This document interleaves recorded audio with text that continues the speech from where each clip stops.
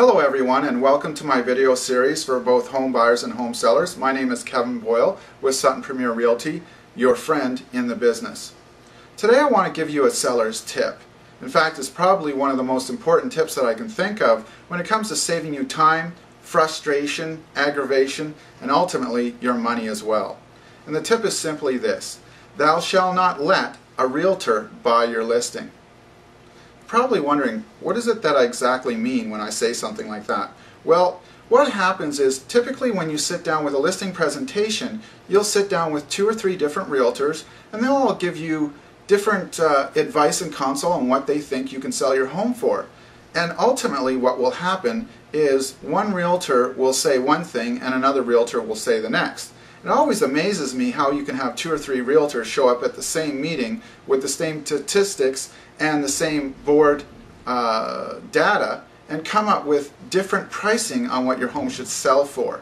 And I often tell my clients, I say, listen, here's the stats, take a look at the stats and use your best judgment as to what you think your property is worth. Of course you want the realtor to give you some advice and counsel on what that would be, but the problem is often especially when we're selling our first home, we're not really sure what we should list it at. And of course, hey, there's that guy on your right hand shoulder saying, listen, list for as much as you can and let's sell it for as much as we can.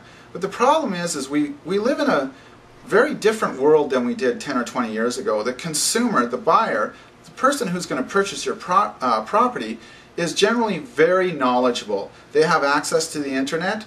They know what comparable properties are selling for, and it's not like 10 or 20 years ago when they didn't have access to that information. So nowadays we have a very empowered consumer, and the problem is if you list your property too high, you just might not get any showings or you might not get that offer. So the fact of the matter is if you have 3 different realtors giving you 3 different prices, one realtor might be too high, and that's where we call trying to buy your listing, basically hoping that you'll pick them because they gave you the highest price, when in fact you should be picking your realtor based on their character as a person, based on the fact that you know them, that you trust them, and that you know that they can do good work for you. And of course it's the ability to get the job done right. Okay, now you might have the opposite problem, which is you might have a realtor who underprices your property. And in fact, sometimes they'll do that for the quick sale because they want to get paid quickly.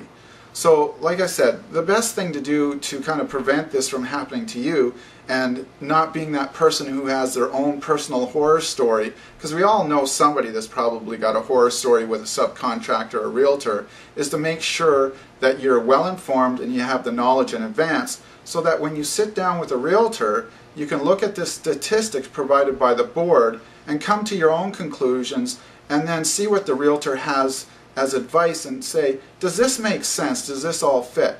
So remember, my best tip for you today is to ensure that you do not let the realtor who helps you sell your home do it based on pricing your home too high and telling you that they can sell it for that amount, when maybe it's not even based on reality.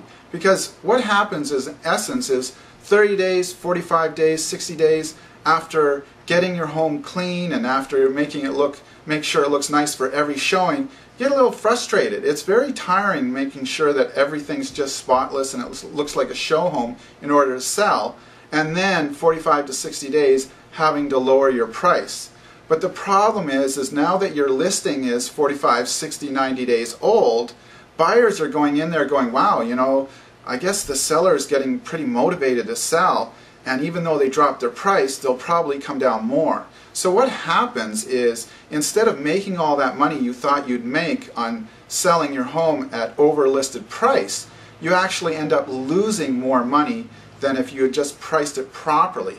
One of the things that I do, I pride myself on, is just pricing it just a little bit higher than what the market value is, and then targeting the proper buyer for you, making sure that we do get top dollar, but that it sells in a reasonable amount of time, so people don't look at your property like it's a distress listing and that like the seller must be getting desperate to sell and will take anything.